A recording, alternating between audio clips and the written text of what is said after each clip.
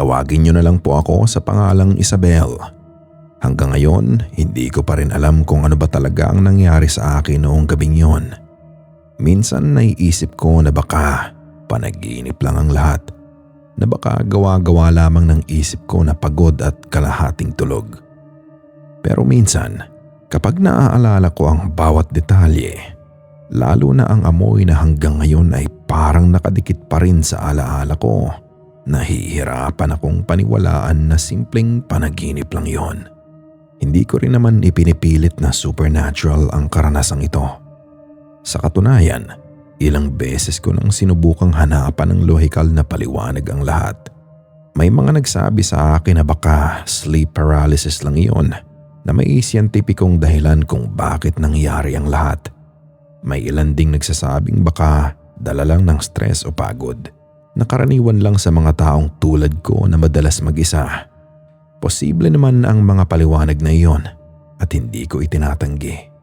Pero sa tuwing sinusubukan kong kumbinsihin ang sarili ko na ganoon lang kasimple ang lahat, may bahagi ng isip ko na bumabalik sa gabing yun at nagtatanong kung bakit parang napakatotoo ng bawat detalye. Maraming taon na ang lumipas pero sariwa pa rin sa alaala ko ang lahat, na parang kahapon lang ang nangyari. Taong 2021 nang mangyari ito. Panahon iyon na mas madalas akong nasa bahay kaysa nasa labas. Katulad ng karamihan ng mga tao noon, maraming pagbabago ang nangyari sa buhay ng mga tao noong mga panahong iyon. At isa na ako sa mga nasanay na lang sa tahimik na araw-araw. Ang ate ko ay nagtatrabaho on-site, kaya kadalasan ako lang ang naiiwan sa bahay.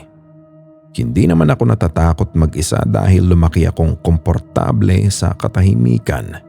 May mga tao kasing hindi mapakali kapag walang kasama, na kailangan nilang may kausap o may ingay sa paligid para maging komportable. Kabaliktaran naman ako sa kanila. Kapag tahimik ang bahay, mas nakakapag-isip ako at mas nakaka-relax. Kaya noong mga panahong iyon, normal na sa akin ang gumising, gawin ang mga kailangang gawin sa buong araw at salubungin ang gabi ng ako lang ang kasama ng sarili ko. Simple lang ang bahay namin. Hindi iyon malaki at hindi rin moderno. Isa lang yung bahay na matagal nang nakatayo sa lugar namin.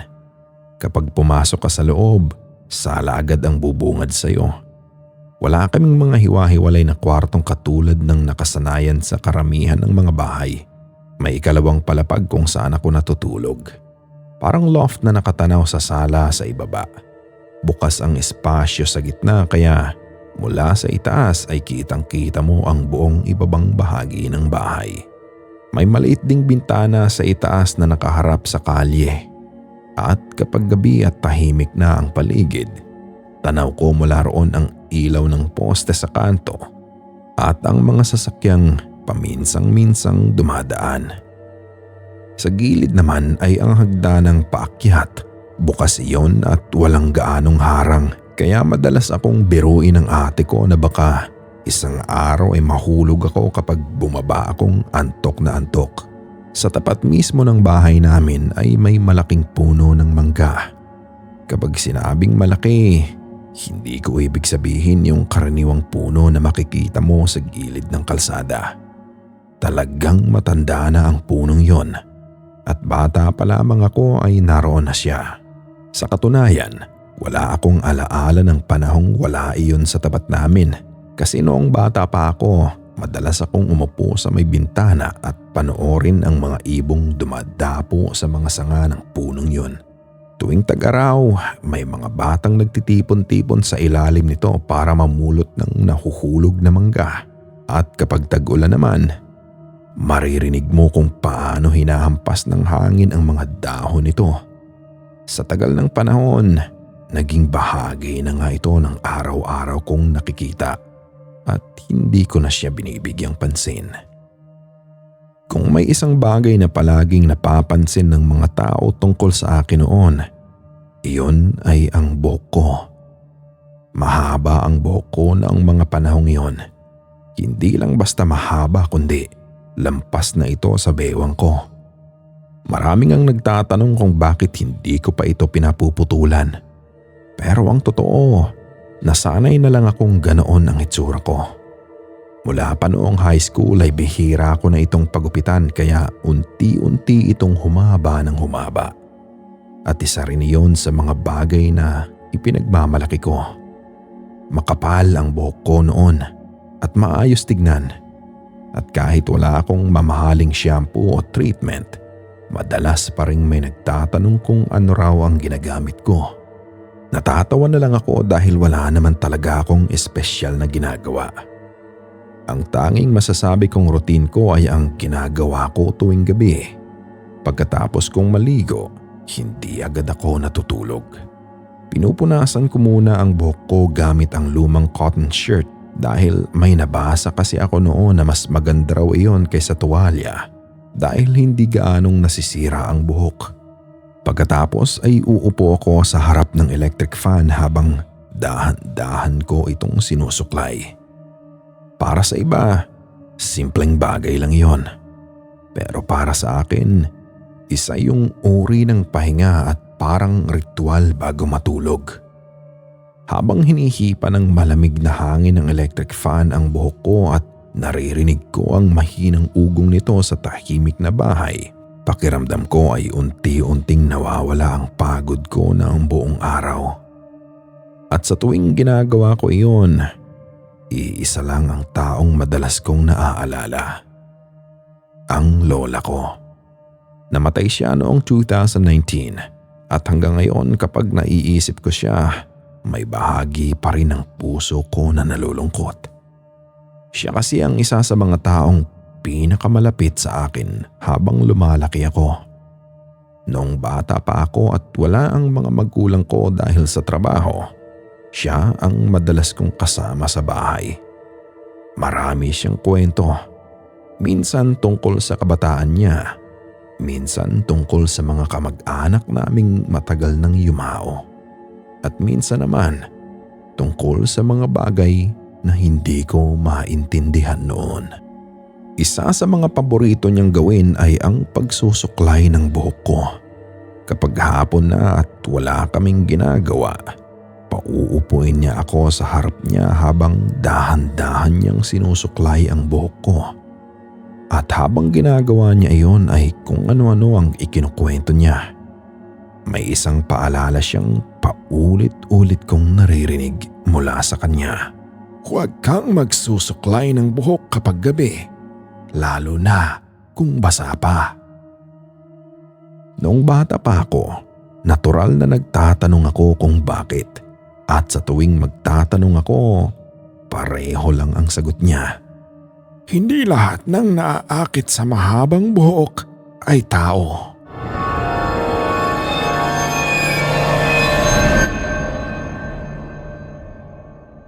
Kapag naaalala ko ngayon ang tono ng boses niya noon, hindi ko masabing nananakot siya.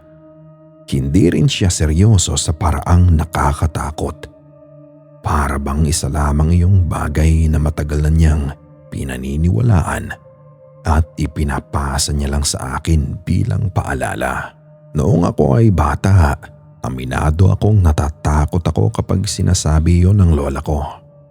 Pero habang tumatanda ako, unti-unti ko ring itinuring na pamahiin lamang ang lahat. Lumaki akong mas naniniwala sa mga paliwanag na may lohika kaysa sa mga kwento tungkol sa multo o lamang lupa. Kaya kahit paulit-ulit niyang sabihin iyon, ipinagpapatuloy ko pa rin ang nakasanayan kong gawain. Pagdating ng gabi, magsusuklay pa rin ako. At minsan pa nga ay basa pa ang buhok ko. Hindi ko alam noon na darating ang isang gabing maaalala ko ang bawat salitang sinabi niya. Nagsimula ang lahat sa isang ordinaryong gabi. Wala talagang espesyal na nangyari sa buong araw na iyon. Wala akong napanood na nakakatakot, wala akong narinig na kwento ng kababalaghan, At wala rin akong iniisip na problema ng gabing iyon. Sa madaling salita, normal ang lahat. Bandang 10:00 na siguro nang magpasya akong maligo bago matulog. Tahimik na ang paligid ng mga oras na iyon. At may maririnig ka pa ring mga sasakyan sa malayo pero hindi na katulad ng ingay sa umaga. Paminsan-minsan ay may tatahol na aso sa kabilang kalye at may maririnig na tunog ng telebisyon mula sa bahay ng kapitbahay. Pagkatapos kong maligo, umakyat ako sa itaas, dala ang suklay ko. Katulad ng nakasanayan ko, umupo ako sa harap ng electric fan at nagsimulang suklayin ang buhok ko habang pinapatuyo ito. Noong una, wala naman akong napansing kakaiba. Tahimik ang paligid at malamig ang hangin. At tulad ng maraming gabi bago iyon, inaasahan kong ilang minuto na lamang ay aantukin na ako at hihiga na sa kama. Pero habang nagsusuklay ako, napahinto ako. Meron akong naaamoy. Noong una ay hindi ko iyon pinansin dahil akala ko ay galing lamang sa labas. Marami kasing pagkakataon na may naaamoy akong kung ano-anong amoy mula sa kalsada. Minsan ay amoy usok, minsan amoy basura, minsan naman ay amoy kanal, lalo na kapag bagong ulan. Pero iba ito. Hindi ko agad maipaliwanag kung bakit. Ilang segundo akong nakaupo habang sinusubukang tukuyin kung ano ang naaamoy kong yon. At pagkatapos ay muli ko itong naamoy. Mas malinaw at mas matapang kaysa kanina. Napaisip ako at nagtataka. Hindi iyon amoy basura. Hindi rin amoy panis na pagkain o patay na daga. At hindi rin amoy kanal. Parang pinaghalong iba't ibang mababahong amoy na hindi ko mahanapan ng eksaktong paglalarawan. At ang pinakakakaiba pa ay may kung anong lagkit ang amoy na iyon. Para bang dumidikit ito sa loob ng ilong ko at ayaw mawala kahit huminga ako ng malalim. Dahil sensitibo ang pangamoy ko, mas mabilis akong nairita. Tumayo ako at sinubukang hanapin kung saan ito nanggagaling. Sinilip ko ang kusina, tinignan ko ang basurahan, pumunta ako sa CR, at lumabas pa ako sandali sa may pinto para lang tignan kung may namatay bang hayop sa kanal sa tapat ng bahay. Pero wala akong makita. At habang mas lalo akong naghahanap, mas lalo akong naiinis dahil pakiramdam ko ay ako lang ang nakakaamoy nito. Nang bumalik na nga ako sa itaas, naroon pa rin ang amoy at medyo mas mahina na nga lamang kumpara sa kanina. Napabuntong hininga na lang ako. Kinuha ko ang pabango ko at nag-spray sa paligid. Ilang beses ko iyong ginawa hanggang sa unti-unting natabunan ng mas mabangong amoy ang paligid. Sa puntong iyon, hindi pa ako natatakot. Sa totoo lang, iritado lang ako dahil akala ko ay may kung anong nabubulok na hindi ko makita. Hindi ko alam na iyon na pala ang simula ng gabing hanggang ngayon ay hindi ko pa rin makalimutan.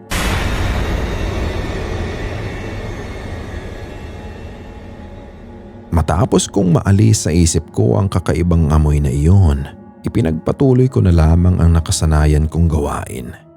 Hindi naman ito ang unang beses na may naamoy akong hindi ko maipaliwanag dahil sensitibo talaga ang pangamoy ko. At madalas ay may naaamoy akong mga bagay na hindi napapansin ng ibang tao. Kaya kahit na naiirita ako ng gabing yun, hindi ko ito binigyan ng espesyal na kahulugan. Nang matuyo na ng bahagya ang buhok ko, tumayo ako at inilagay sa tabi ang suklay. Isa yun sa mga gabing wala akong iniisip na problema. Wala akong deadline, wala akong pinoproblemang tao. At wala rin akong mabigat na dinadala sa isip. Sa totoo lang, kung babalikan ko ngayon ang gabing yon, masasabi kong isa iyon sa mga pinakatahimik na gabing naranasan ko bago mangyari ang lahat. Katulad ng nakasanayan namin sa bahay, pinatay ko ang lahat ng ilaw bago matulog. Ang natira lamang ay ang ilaw sa CR na sapat lamang para hindi tuluyang maging madilim ang buong bahay. Mula sa higaan ko sa itaas, nakikita ko ang bahagyang liwanag na tumatama sa sahig sa ibaba. At dahil bukas ang espasyo ng bahay namin, umaakyat hanggang sa ikalawang palapag ang mapusyaw na ilaw na iyon. Hindi ako yung tipo ng tao na natatakot matulog nang nakapatay ang ilaw. Sa katunayan, mas komportable akong natutulog sa madilim na kwarto. Kaya nang mahiga ako sa kama, wala akong ibang inisip kundi ang pagpikit ng mga mata ko at ang paghihintay na tuluyan akong antukin. Hindi ko alam kung gaano katagal bago ako nakatulog. Ang huli kong naaalala ay ang mahinang ugong ng electric fan at ang malamig na hangin na dumadampi sa balat ko habang nakahiga ako. Pagkatapos noon, wala na. Nagising na lamang ako sa kalagitnaan ng gabi. Noong una, hindi ko agad maintindihan kung bakit. Karaniwan kasi kapag nagigising ako sa madaling araw, may dahilan. Minsan dahil may narinig akong tunog mula sa labas. Minsan naman dahil may napapanaginipan ako. Pero ng gabing iyon, iba. Ilang segundo akong nakahiga habang nakatitig sa dilim at sinusubukang alalahanin kung ano ang gumising sa akin.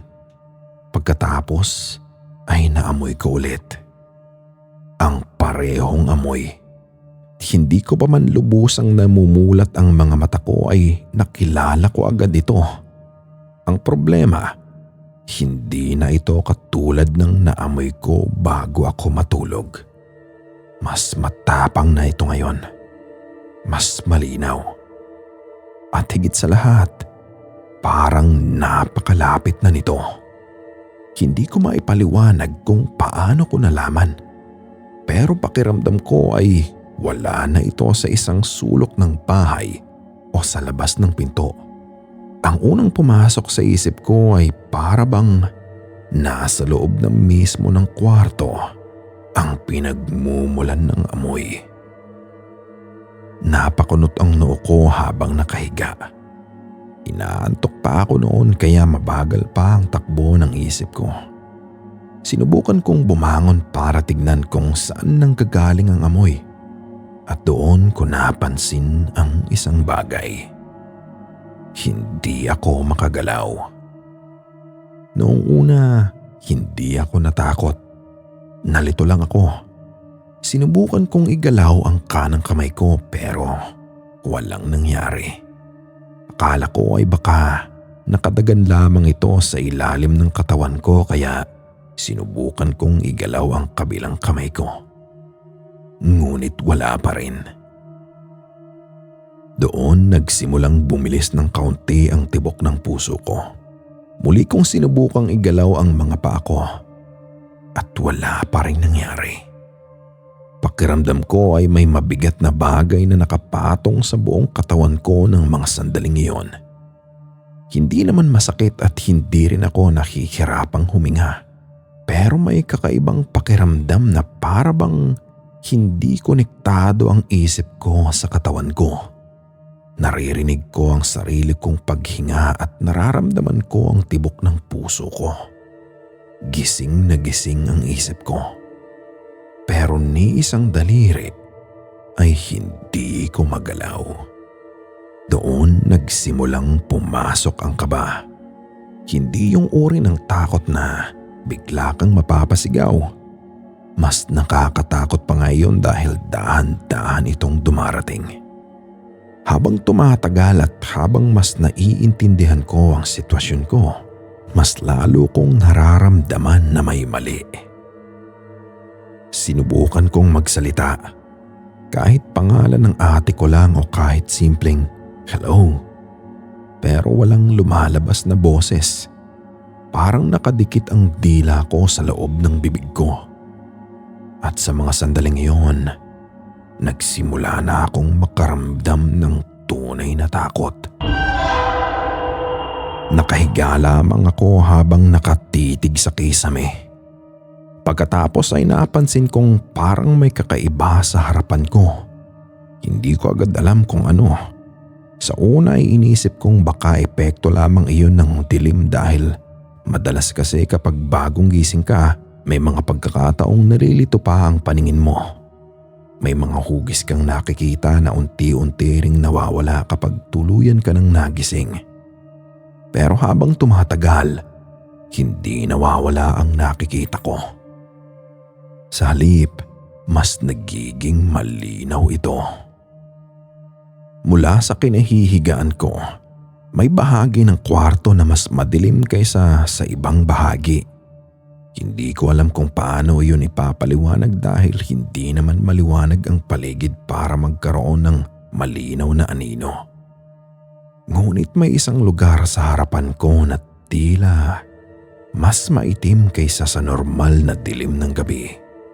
Nakahiga lang ako habang pilit na inuunawa kung ano ang nakikita ko. Unti-unti, parang nagkaroon ng hugis ang madilim na bahaging iyon. Noong una, iniisip kong baka damit lamang na nakasabit at pagkatapos ay naalala kong wala naman akong nakasabit na damit sa bahaging iyon ng kwarto.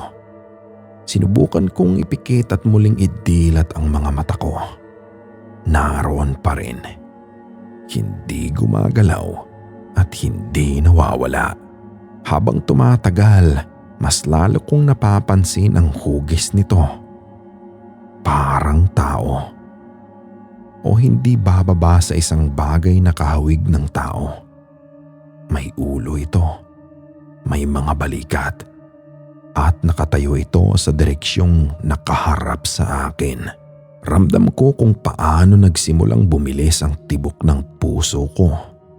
At pakiramdam ko ay umalingaw-ngaw ang bawat tibok nito sa loob ng tenga ko. Sinubukan kong kumbinsihin ang sarili ko na mali lamang ang nakikita ko. Baka epekto lang ng dilim. Baka hindi pagganap na gising ang isip ko. Baka isa lamang itong anino. Pero habang nakatitig ako rito, mas lalo kong napapansin ang isang bagay. Masyado itong matangkad. Kung tao man iyon, mas matangkad ito kaysa karaniwang tao. At habang tumatagal, pakiramdam ko ay mas luminaw ang anyo nito. Hindi malinaw ang mukha at hindi malinaw ang katawan. Sa katunayan, kung tatanungin ninyo ako ngayon kung ano ang suot nito, hindi ko masasagot. Silweta lamang ang nakita ko.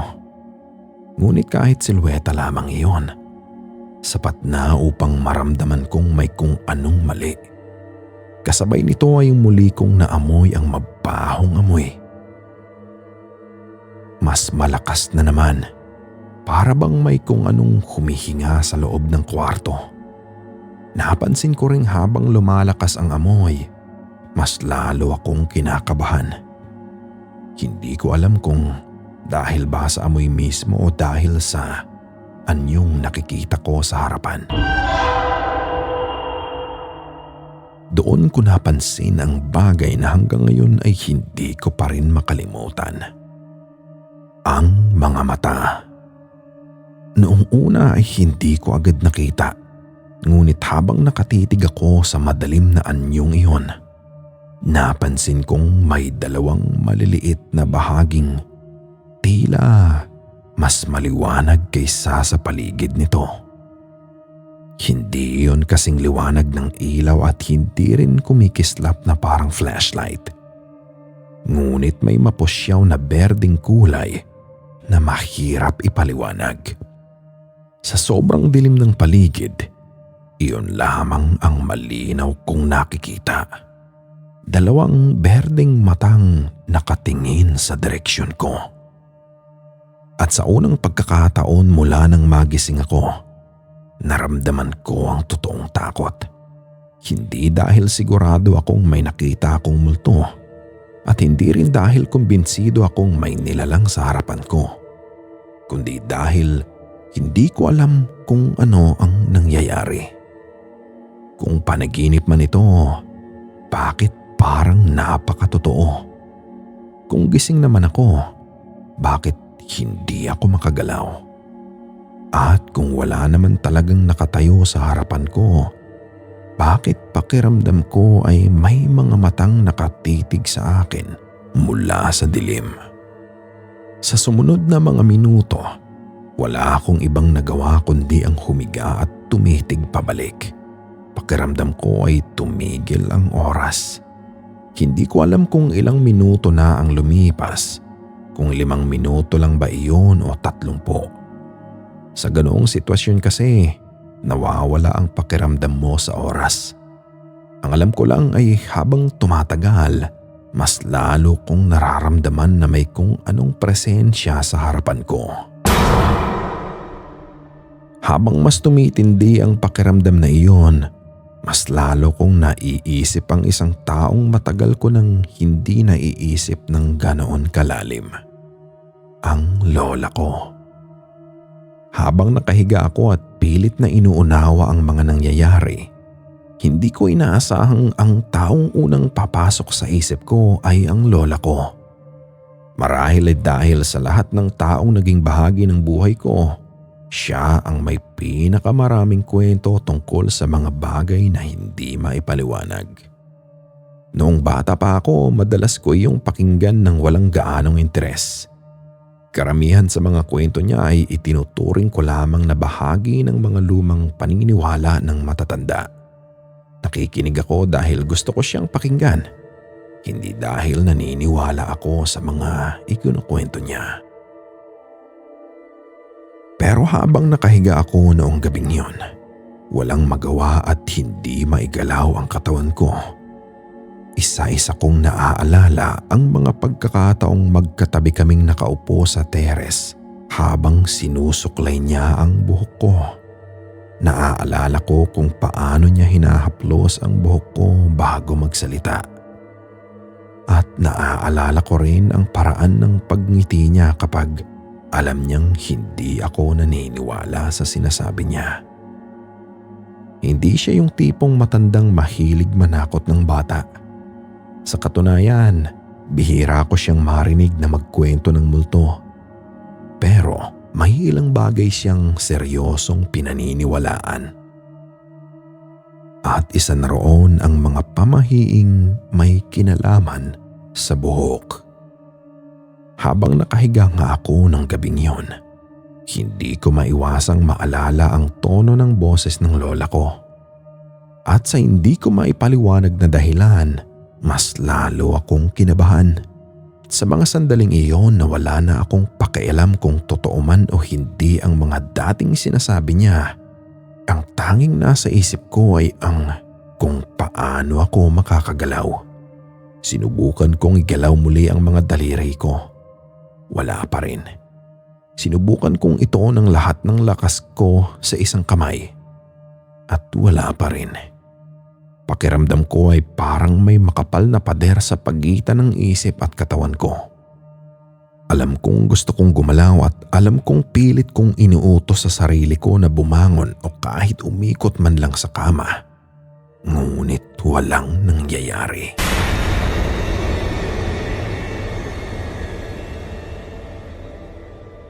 Habang tumatagal, mas lalo kong nararamdaman ang pagod sa mga mata ko dahil sa pagtitig. Naroon pa rin ang anyo sa harapan ko. Hindi ito gumagalaw. Hindi rin ito lumalapit. At lalong hindi rin ito umaalis. At iyon marahil ang isa sa mga pinaka-nakakabahalang bahagi ng karanasan ko.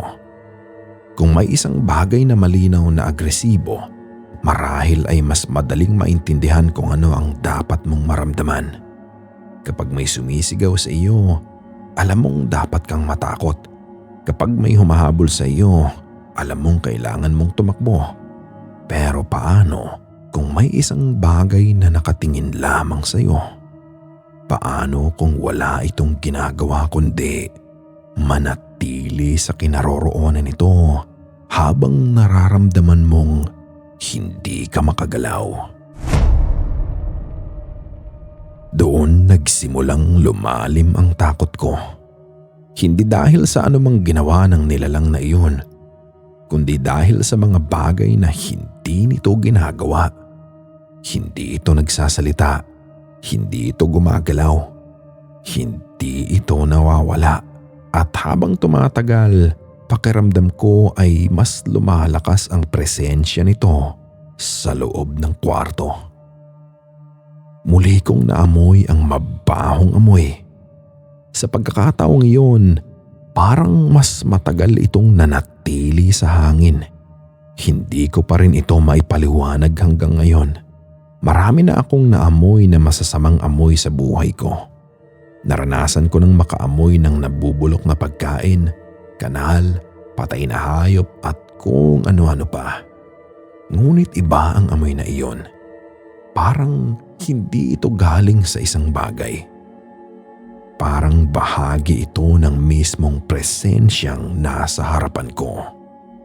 Sa bawat paghinga ko, mas lalo ko itong naaamoy.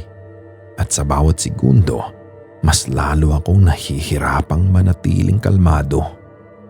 Nararamdaman ko na noon ang pag-init ng mga mata ko. Hindi ako agad umiyak. Matagal ko pang pinipigilan.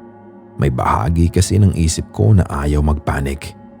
Pilit kong sinasabihan ang sarili ko na may paliwanag ang lahat ng ito. Na baka nananaginip lang ako. Na baka kapag naghintay pa ako ng kaunti ay magigising din ako ng tuluyan. Pero habang lumilipas ang oras, unti-unti ring nawawala ang kumpiyansa kong iyon. Napansin kong bumilis pa ang tibok ng puso ko. Nararamdaman ko na rin ang manipis na pawis sa noo ko kahit malamig naman ang hangin mula sa electric fan. Pakiramdam ko ay may kung anong mabigat na nakadagan sa buong paligid. Hindi naman literal na mabigat. Hindi ko masasabing nahihirapan akong huminga. Mas tamang sabihin na may kakaibang tensyon sa hangin na para bang may naghihintay mangyari. At iyon marahil ang dahilan kung bakit nagsimula akong magdasal. Hindi ako relihiyosong tao. Hindi rin ako yung tipong nagdarasal araw-araw. Matapos mamatay ang lola ko noong 2019, pakiramdam ko ay unti-unti rin akong lumayo sa mga nakasanayan naming gawin noon. Hindi naman dahil galit ako sa Diyos o may pinagdadaanan akong malaking problema. Nangyari na lang iyon ng dahan-dahan. Kaya ng gabing yun, nang subukan kong magdasal, saka ako napagtanto kung gaano nakatagal mula noong huli kong ginawa iyon. Sa isip ko, pilit kong inuulit ang mga dasal na alam ko. Ngunit sa sobrang takot ko, hindi ko mabuo ang mga salita. May mga bahagi akong naaalala. May mga katagang pumapasok sa isip ko. Pero parang nawawala rin agad. Lalong nadadagdagan ang kaba ko nang mapansin kong kahit ang simpleng pag-alala sa isang dasal ay nahihirapan akong gawin. Pakiramdam ko noon ay para akong batang nawawala sa isang lugar na hindi ko kilala. Wala akong matakbuhan, wala akong matawag, at higit sa lahat, wala akong kasiguraduhan kung ano ba talaga ang nangyayari. Doon na tuluyang pumatak ang mga luha ko. Tahimik lamang akong umiiyak habang nakahiga. Hindi ako humahagulgol at hindi rin ako nakakasigaw. Ang tanging magagawa ko lamang ay hayaang tumulo ang luha sa gilid ng mga mata ko habang nakatitig sa madilim na anyong nasa harapan ko.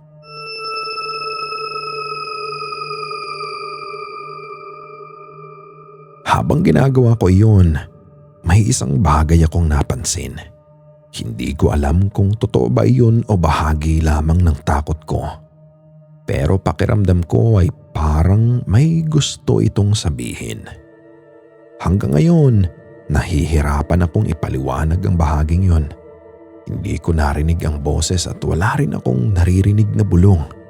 Kung mayroon mang nagsalita, Hindi iyon sa paraang naririnig ng tenga. Mas parang pakiramdam lamang.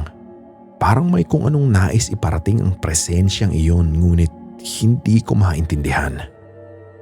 Habang nakatingin ako sa berdeng mga matang iyon, may bahagi ng isip ko na nagsasabing huwag akong tumingin. Ngunit mayroon ding bahagi na hindi magawang umiwas. Parang kapag ipinikit ko ang mga mata ko, mas lalo lang akong matatakot. Kaya patuloy akong nakatingin at patuloy din itong nakatingin pabalik. Hindi ko alam kung gaano katagal kaming ganoon. Maaaring ilang minuto lamang, maaaring mas matagal. Sa ganoong sitwasyon kasi, nawawala ang pakiramdam mo sa oras. Ang alam ko lamang ay dumating sa puntong sobrang pagod na ako sa takot. Parang naubos na lahat ng lakas ko. Parang napagod na rin ang isip kong subukang unawain ang lahat. At unti-unti, naramdaman kong bumibigat ang mga talukap ng mga mata ko. Nagsimula ring maging malabo ang paningin ko. Naroon pa rin ang anyo. Naroon pa rin ang mga mata. Naroon pa rin ang amoy. Ngunit pakiramdam ko ay para akong hinihila pabalik sa pagtulog. Pinilit kong manatiling gising at pinilit kong manatiling nakadilat. Pero habang tumatagal, mas lalo lang akong nahihirapan. Ang huling malinaw kong naaalala ay ang berdeng mga matang iyon na tila nakatingin pa rin sa akin mula sa kabilang dulo ng dilim. Pagkatapos noon, wala na. Para bang may pumutol sa alaala ko. Wala akong maalalang pag-alis nito. Wala akong maalaalang sandaling nakagalaw ulit ito. Wala akong maalalang kung paano natapos ang lahat. Ang susunod ko nang naalala ay ang liwanag ng umaga na tumama sa bintana ng bahay.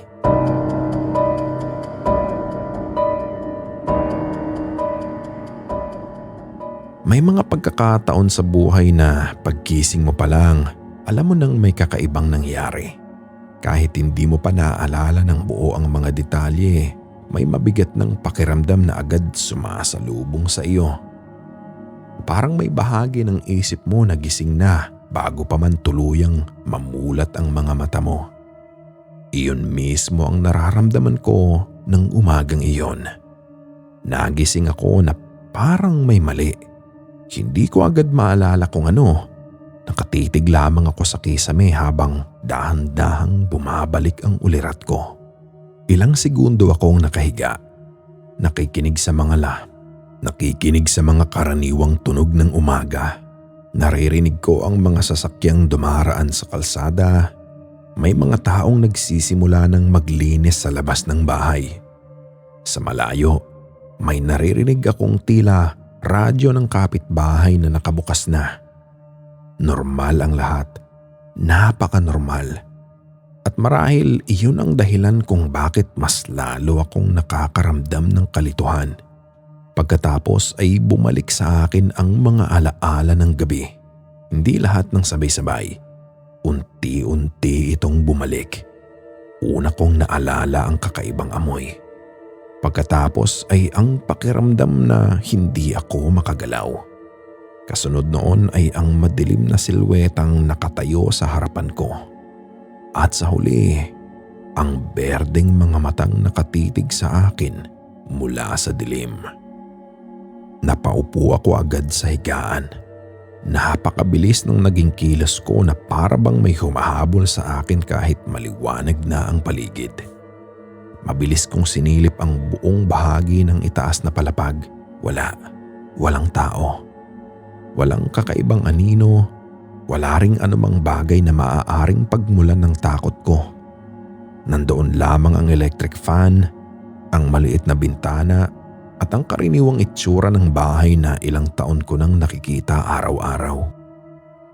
Kung ibang tao siguro ang tatanungin, baka doon pa lang ay napangiti na siya at sinabing panaginip lang ang lahat. At sa totoo lang, sinubukan ko ring isipin iyon. Pero bago pa man ako tuluyang makumbinsi, may isa akong napansin.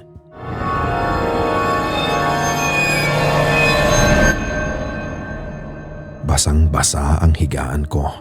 Nanigas ako sa kinauupuan ko. Noong una ay hindi ko agad tinanggap ang nakita ko. Tinitigan ko lamang ang kama ng ilang segundo. Pagkatapos ay saka ko lang napagtanto ang ibig sabihin noon. Sa sobrang takot ko noong gabi, hindi ko na malayang nakaihi ako habang natutulog. Hindi iyon bagay na normal na nangyayari sa akin. Kahit noong bata pa ako, hindi ko naging problema iyon. Kaya nang makita ko ang kalagayan ng higaan ko, lalo lamang bumigat ang pakiramdam ko. Hindi dahil sa hiya, kundi dahil nagsilbi iyong paalala na anuman ang nangyari noong gabi, sapat iyon para magkaroon ng epekto sa katawan ko. Naramdaman ko ang panunuyo ng lalamunan ko. Bigla rin akong nakaramdam ng matinding pagnanais na makalabas ng bahay. Hindi ko naman nakita ulit ang nilalang. Wala naman akong naaamoy na kakaiba. Maliwanag na rin ang umaga. Pero may bahagi ng isip ko na nagsasabing huwag muna akong manatili roon. Parang gusto kong makakita ng ibang tao, makakita ng normal na buhay, makakita ng kahit sinong makakapagpatunay na tapos na ang gabing yun. Kaya mabilis akong bumangon. Nagpalit ng damit at halos hindi ko na inayos ang sarili ko bago lumabas ng bahay. Hanggang ngayon, natatawa pa rin ako kapag naaalala ko kung gaano ako kabilis tumakbo palabas noon. Parang batang natakot sa masamang panaginip.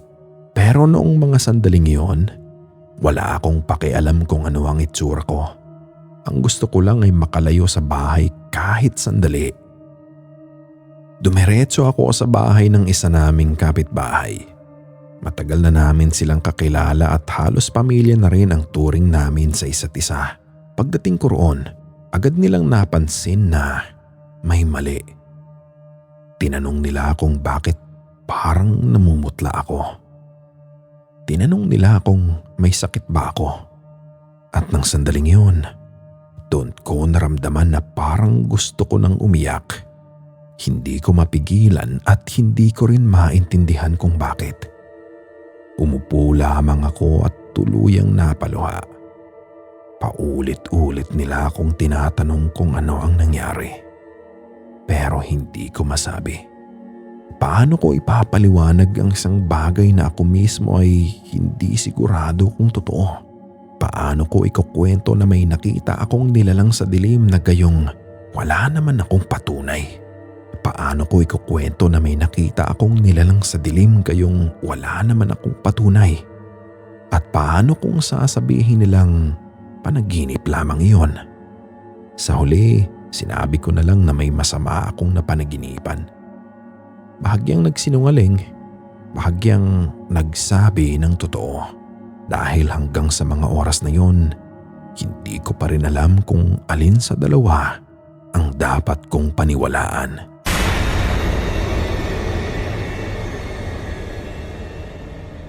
Lumipas ang araw na iyon nang hindi ko na gaanong pinag-isipan ang nangyari.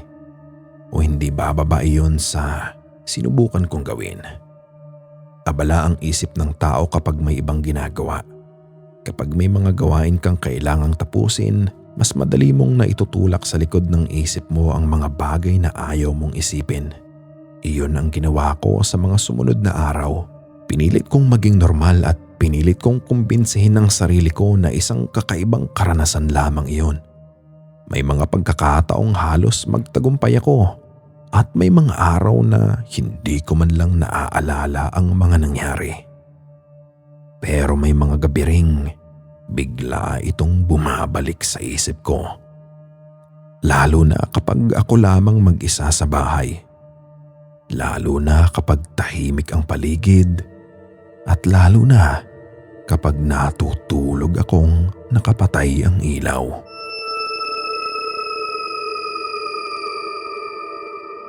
Unti-unti ring may isa pa akong napansin. Noong una ay hindi ko ito iniuugnay sa nangyari. At sa katunayan ay inabot pa ng ilang linggo bago ko tuluyang mabigyang pansin. Nagsimula akong makakita ng mas maraming buhok sa suklay. Karaniwan lamang iyon dahil natural na may nalalagas na buhok araw-araw. Pero habang tumatagal, napansin kong parami ng parami ang naiiwan sa suklay ko pagkatapos kong magsuklay. Noong una ay hindi ako nag-alala. Iniisip kong baka stress lamang dahil marami namang tao ang nakakaranas ng paglalagas ng buhok dahil sa stress. Alam ko yon, pero habang lumilipas ang mga buwan, hindi na maikakaila ang pagbabago. Unti-unting numipis ang buhok ko. Hindi naman umabot sa puntong nagkaroon ako ng kalbo o anumang seryosong problema. Ngunit bilang taong sanay makita ang sariling may makapal na buhok, napansin ko agad ang pagkakaiba. Mas manipis na ito kaysa sa dati at mas madali na rin itong maglagas. At sa bawat pagkakataong mapapansin ko iyon, hindi ko maiwasang maalala ang gabing iyon. Minsan sinusubukan kong pagalitan ang sarili ko. Sinasabi kong wala namang koneksyon ang dalawang bagay na yon. Na baka nagkataon lamang, na baka may ibang dahilan. At malamang ay tama naman ang lohikal na bahagi ng isip ko. Pero may isa pang bahagi ng isip ko na hindi tuluyang kumbinsido. Dahil bago ang gabing iyon, wala naman akong naging problema sa buhok ko. At pagkatapos ng gabing iyon, doon nagsimula ang lahat. Hindi ko alam kung coincidence lamang iyon at hanggang ngayon, hindi ko pa rin alam ang sagot. May isa pang bagay na nagbago matapos ang karanasang iyon. Hindi na ako nagsusuklay ng buhok kapag gabi. Kapag ikinukwento ko ito sa ibang tao, madalas silang tumatawa. At naiintindihan ko naman kung bakit. Kung tutuusin, parang simpleng bagay lamang iyon. Pero sa akin, hindi iyon simpleng pagbabago. Noong una, sinubukan kong bumalik sa dating routine ko. Sinubukan kong umupo ulit sa harap ng electric fan habang sinusuklay ang buhok ko. Pero sa tuwing ginagawa ko iyon, bumabalik sa isip ko ang amoy. Hindi ang nilalang, hindi ang mga mata, kundi ang amoy. Sa lahat ng detalye ng gabing iyon, iyon ang pinakamatinding tumatak sa akin. Hanggang ngayon, kapag nakakaamoy ako ng kung anumang bahagyang kahawig nito, kahit gaano kaliit ang pagkakatulad, agad akong napapalingon. Parang may bahagi ng katawan ko na natutong matakot sa amoy na iyon. At marahil iyon ang dahilan kung bakit hindi ko na muling binabalikan ang dati kong gawain. Lumipas ang mga buwan at pagkatapos ay naging mga taon.